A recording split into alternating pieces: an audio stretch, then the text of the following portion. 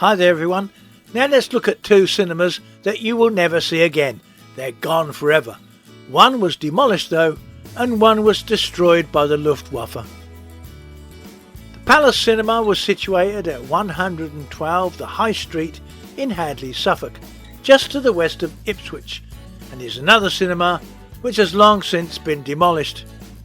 It was originally built as a malt house in red brick, and it was adapted to become a cinema with a new frontage. It opened in 1920 as the Picture House. It had a 17-foot wide proscenium and approximately 150 seats, but if you sat down the front when it was raining, you might get your feet wet. Apparently it flooded a little at the bottom. In 1930 it was taken over by E. Owen Cooper and was renamed the Palace. It was equipped with a Marshall sound system, but by 1944 this was replaced with a BTH British Thomson Houston system. Projection equipment is unknown, but perhaps this too was BTH. The Palace appeared on the listed buildings register in 1950, described as a 19th century malt house with modern frontage, adapted as a cinema. It was praised for being a good example of an old building adapted for modern use without destroying the general picture of the street. Now more information has come to light on the cinema, mainly from the Urban District Council's minute books, and has been supplied to us by Hadleigh Archive, adding to the history.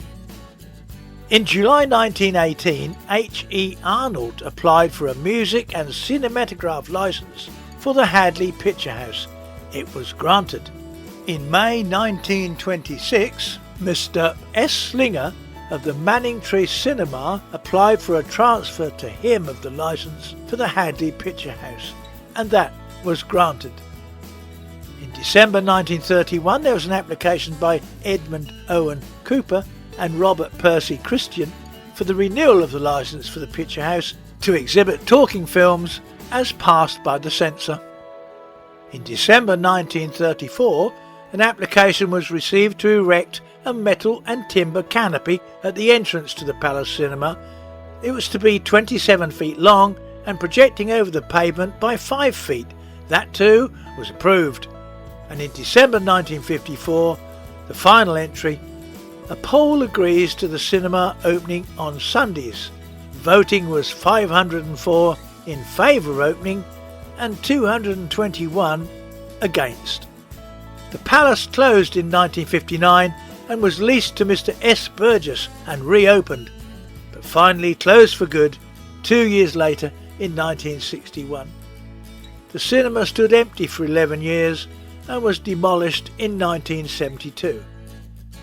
In a familiar story, the site is now occupied by shops on the ground floor with flats above. So let's look at cinema number 2.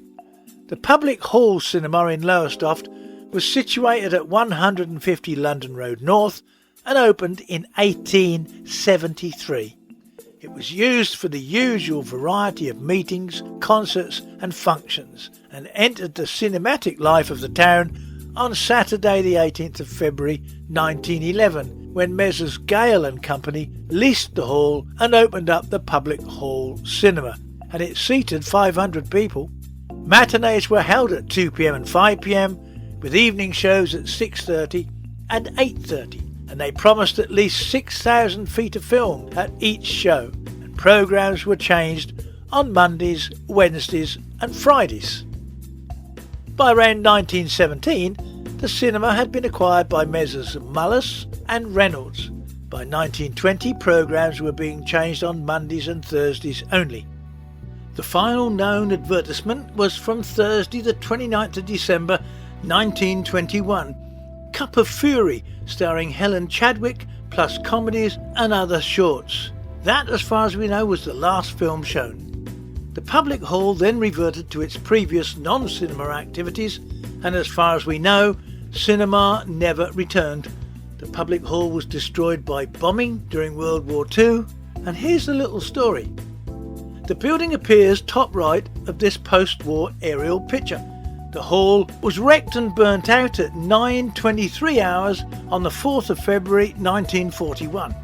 The bomb was one of 18 dropped by the Luftwaffe Dornier 17Z, which had set out to attack RAF Mildenhall, but was intercepted by 2 Hurricanes as it crossed the coast and jettisoned its bombs south to north across Lowestoft, causing serious damage and killing 3 people. The Dornier DO-17 crashed soon after in the sea off Corton, a seaside town just a couple of miles north of Lowestoft. Only one of the crew survived, and he had parachuted into the sea and was picked up by a local boat. Fortunately, one of the crewmen on the boat snapped this picture. Frederick Heilmann spent the rest of the war as a POW.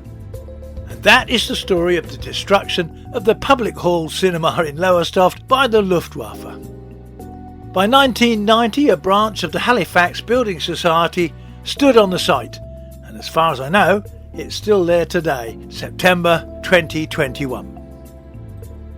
Well, that's it for now. I really hope you liked a look at those 2 cinemas. If you like what you see, don't forget to like, share and subscribe. That will help me a lot. And until next time when we look at more cinemas lost forever, see you soon. Ta-da!